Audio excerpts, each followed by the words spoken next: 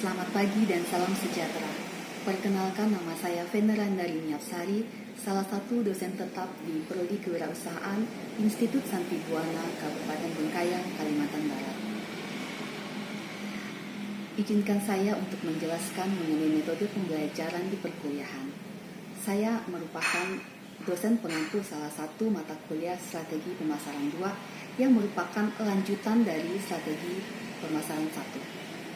Capaian pembelajaran yang diharapkan, mahasiswa dapat bekerja sama dan memiliki kepekaan sosial serta kepedulian terhadap masyarakat dan lingkungan.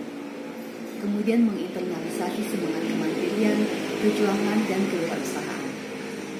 Lalu berorientasi kepada pembangunan, kesejahteraan masyarakat, dan pemanfaatan ilmu pengetahuan dan teknologi tepat guna secara profesional.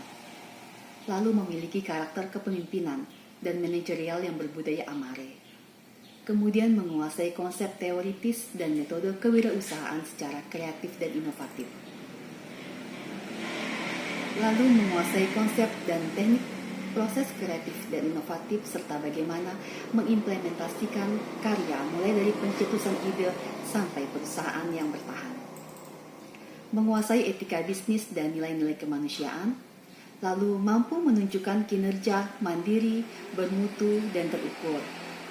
Kemudian mampu mengambil keputusan secara tepat dalam konteks penyelesaian masalah di bidang keahliannya, berdasarkan hasil analisis informasi dan data. Kemudian mampu bertanggung jawab atas pencapaian hasil kerja kelompok dan melakukan supervisi serta evaluasi terhadap penyelesaian pekerjaan yang ditugaskan kepada pekerja yang berada di bawah tanggung jawabnya.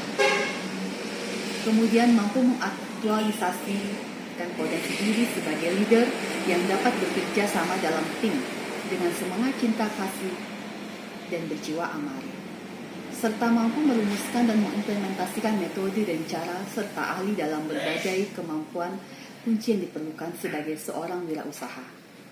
Nah, dalam RPS ini terdapat 14 kali pertemuan. Kemudian untuk proses pembelajaran selain tatap muka, saya juga memanfaatkan metode pembelajaran secara online melalui Google Meet maupun Zoom. Penyampaian konten pembelajaran melalui Learning Management System atau LMS, materi disampaikan dengan membuat slide presentasi yang menarik sehingga mahasiswa lebih bersemangat dalam menerima mata kuliah dan lebih meningkatkan kualitas pembelajaran. Kuis dilakukan dengan tiba-tiba untuk mengetahui pemahaman mahasiswa dan memotivasi mahasiswa untuk lebih aktif berpikir. Tugas yang diberikan dengan batas waktu 6 bulan, jika tidak dilaksanakan, maka mahasiswa tersebut akan mendapat tugas tambahan baru dan nilai juga tidak penuh seperti mahasiswa yang telah menyelesaikan dan mengumpulkan tugas dengan tepat waktu. Baiklah, saya akan memberikan sedikit tentang RPS selama 14 kali pertemuan, yaitu pertemuan yang pertama adalah mengenai mahasiswa mampu memahami mengenai penjualan personal. Pertemuan kedua, mahasiswa mampu memahami dan mengerti pemasaran langsung dan pemasaran online. Kemudian pada pertemuan ketiga, membahas tentang manajemen strategi. Pada pertemuan keempat, mengenai perencanaan strategi dan analisis serta diagnosa lingkungan. Pada pertemuan kelima, ada analisis keunggulan strategi. Pada pertemuan keenam, mengenai alternatif strategi. Dan pada pertemuan ketujuh, mengenai pemilihan strategi terbaik. Pada pertemuan ke-8 itu adalah ujian tengah semester. Kemudian lanjut pada pertemuan 9 itu ada tentang implementasi strategi. Pada pertemuan 10 mengenai strategi fungsional dan resiko strategi dalam bidang keuangan. Pada pertemuan ke-11 membahas tentang materi memahami resiko strategi dalam bidang keuangan. Kemudian pada pertemuan 12 dan ke-13 membahas mengenai manajemen strategi bisnis internasional dan strategi membangun kepuasan serta loyalitas konsumen di Indonesia. Dan pada pertemuan ke-14 membahas mengenai pengendalian dan evaluasi serta kepemimpinan strategi. Dan lanjut pada pertemuan ke-15 mengenai penerapan Corporate Social dan Responsibility atau CSR di Indonesia. serta pertemuan ke-16 ditutup dengan ujian akhir semester. Baiklah Bapak Ibu Saudara-saudari sekalian, saya akan membagikan cuplikan video mengenai pembelajaran di perkuliahan. Selamat menyimak dan terima kasih. Baik, selamat siang semua mahasiswa-mahasiswi Prodi Kewirausahaan. Senang sekali berjumpa dengan kalian kembali. Ya, seperti yang telah terlampir di jadwal, terdapat mata kuliah strategi pemasaran 2. Tapi sebelumnya akan lebih baik jika kita awali dengan doa terlebih dahulu. Saya minta tolong Febriana Tari untuk memimpin doa. Terima kasih. Marilah kita berdoa dalam nama Bapa, Putra, dan Roh Kudus. Amin. Ya Tuhan, pada saat ini kami akan belajar. Bimbinglah kami dalam pelajaran ini ya Tuhan. Semoga apa yang kami dengar dapat kami terapkan di dalam kehidupan kami. Demi Yesus Kristus, Tuhan dan pengantara kami. Amin. Dalam nama Bapa, Putra, dan Roh Kudus. Amin. Baik, terima kasih Tari. Jadi kita langsung saja, sebelum memulai mata kuliah, saya akan men-sharekan ketentuan perkuliahan kita.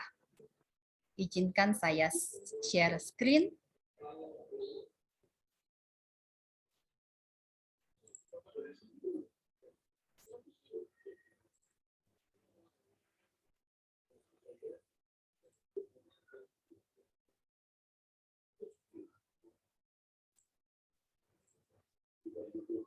Apakah sudah kelihatan?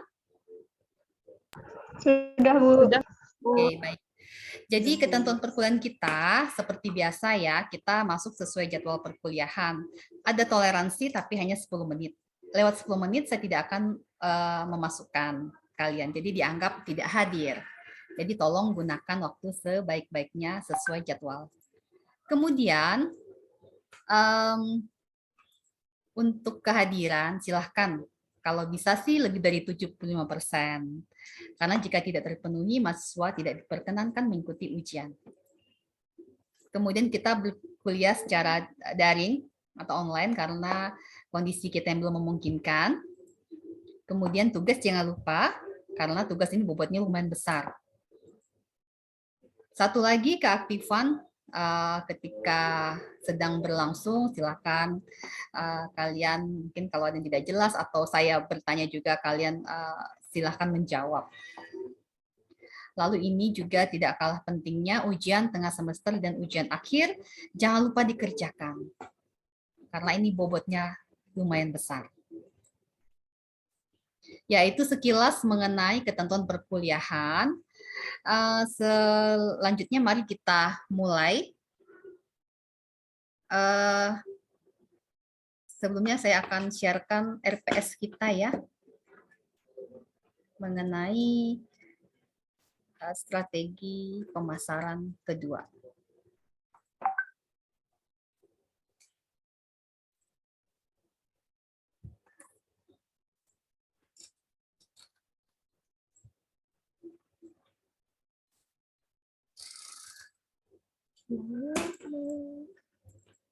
Apakah kelihatan semuanya? Jelas ya, Dita? Ya, Bu, ya. Oke, baik. Jadi di sini telah disampaikan seperti tadi ya, presensi, tugas, sikap, UAS, UTS. Kemudian, mengapa kita mempelajari strategi pemasaran ini? Karena ini adalah lanjutan dari strategi pemasaran 1 yang sangat diperlukan dalam melakukan bisnis. Kalian sekarang adalah calon entrepreneur, jadi sangat cocok ya. Sangat cocok dalam menentukan strategi pemasaran, taktik, serta bagaimana caranya untuk meningkatkan keuntungan yang lebih baik. Nah, untuk CPL-nya salah satunya adalah kalian bisa melihat peluang bisnis dan menunjukkan kinerja efektif dan mandiri. Nah, di sini terdapat 16 kali pertemuan. Sekarang kita akan langsung bahas di pertemuan pertama kita. Tadi sudah saya sebutkan untuk kontrak perkuliahan. Sekarang kita masuk ke penjualan personal.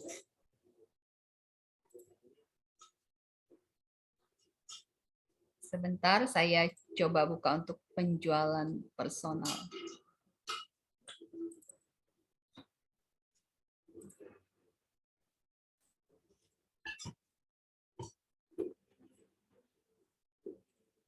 Apakah kelihatan, Lara? Hosea? Sudah, Bu. Oke, baik. Kita langsung saja. Jadi di sini ada penjualan personal. Ini berkaitan sekali dengan kalian. Jadi definisinya adalah individu yang bertindak untuk perusahaan. Anggap saja kalian adalah pemilik perusahaan. Jadi yang melaksanakan tugas seperti menentukan prospek, melayani, berkomunikasi dengan konsumen. Kemudian satuan penjual merupakan andalan daripada bauran promosi. Kemudian satuan penjual mewakili pelanggan terhadap perusahaan, bertindak sebagai orang dalam perusahaan yang berupaya memenangkan kepentingan pelanggan terhadap perusahaan. Jadi begitu penting sekali ketika ada karyawan kita yang bertugas sebagai penjual personal. Nah, ini langkah-langkahnya ya. Langkah-langkahnya itu ada 5 sebenarnya: merancang strategi, merekrut, melatih, menentukan kompensasi, dan supervisi satuan penjualan. Kemudian melatih tenaga penjual. Jadi waktu tempo hari sudah pernah saya katakan, kita harus melatih minimal 3 bulan tenaga penjualan. Sebab apa? Supaya mereka tahu SOP yang dilakukan. Memang sedikit mahal, tapi hasilnya itu cukup besar. Jadi banyak sekali tujuannya, banyak perusahaan yang memberi pelatihan didasarkan secara online bisa, ataupun yang disediakan secara mandiri. Kemudian ada struktur satuan penjual di sini disusun berdasarkan lokasi, terus teritorial, dan struktur satuan penjual juga. Di sini bisa kita lihat ada satuan penjual wilayah, satuan penjual produk, satuan penjual pelanggan, dan satuan penjual kompleks. Nah, ini ada isu lainnya, outside sales force, yaitu merupakan tenaga penjual berangkat ke lapangan atau ke pelanggan menghadapi pembeli di tempat masing-masing agar terjadi pertukaran. Sebaliknya inside sales force, jadi mereka pelanggan itu datang ke tempat kita begitu. Itu kebalikan dari outside. Nah, tim penjual terdiri dari berbagai divisi dari penjual, pemasaran, keuangan, dukungan teknis, sampai kepada manajemen bagian atas untuk pelayanan yang besar dan perkiraan kompleks. Di sini ada rencana kompensasinya. Ingat, karyawan kalian itu pasti membutuhkan gaji, sebab itulah mereka bekerja kepada kalian. Sehingga gaji itu kalau bisa sesuai dengan UMR, kemudian ada komisinya. Misalnya mereka mungkin bekerja lebih dari yang diharapkan, maksudnya lebih baik dari yang kita harapkan. Itu bisa kita memberikan komisi ataupun ditambah bonus begitu. Sebab mereka adalah aset perusahaan, aset kita. Karyawan bisa bekerja dengan kita itu karena mereka senang dengan kita, mereka membutuhkan kita, dan juga karena kita perhatian dengan mereka begitu. Oke. Kemudian, nah mungkin itu sekelumit dari tenaga penjual ya. Kira-kira ada yang masih belum jelas atau sudah jelas semua? Ingat, kalian adalah calon pengusaha, jadi kalian harus menjaga karyawan kalian dengan cara memberikan hak dan kewajiban yang sesuai begitu. Baik, kalau misal tidak ada lagi yang ditanyakan, kita akhiri perkuliahan kita. Jadi tadi sebelumnya kita sudah memulai dengan doa ya. Jadi akan lebih baik juga kalau kita akhiri juga dengan doa. Tapi sebelumnya jika misalnya kalian ada yang perlu ditanyakan, mungkin malu di sini ya, kalian boleh japri ke Ibu begitu. Jadi fleksibel saja kita. Baik, terima kasih sebelumnya atas atensi. Saya stop share sebentar. Oke, saya ingin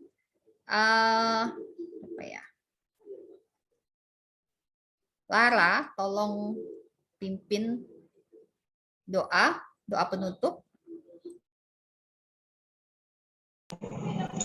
Baiklah teman-teman, mengakhiri perkuliahan kita pada sore hari ini, marilah kita berdoa. Dalam nama Bapa, Putra, dan Roh Kudus. Amin.